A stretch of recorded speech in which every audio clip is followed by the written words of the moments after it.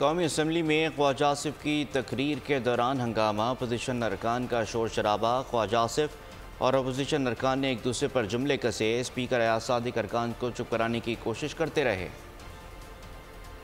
कौमी असम्बली में हंगामा, शोर शराबा, एक दूसरे पर लफ्जी वार। अरकान ने ऐवान को बना दिया मछली बाजार। ख्वाजा आसिफ तकरीर करने आए तो अपोजिशन अरकान हत्थे से उखड़ गए। वजीर दिफा पर जुमले कसे और शोर मचाया।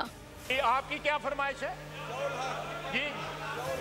और सारे बीच में सब बिल्कुल काइंडली एड्रेस द चेयर। कोई एक्सेप्शन नहीं है, कोई एक्सेप्शन नहीं है जी।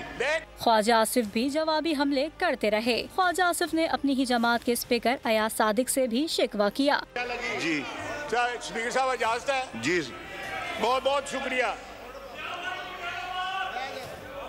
बहुत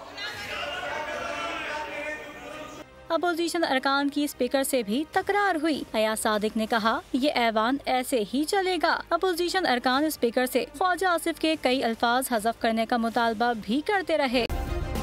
सब्सक्राइब करें और बेल दबाएं ताकि कोई खबर रह न जाए।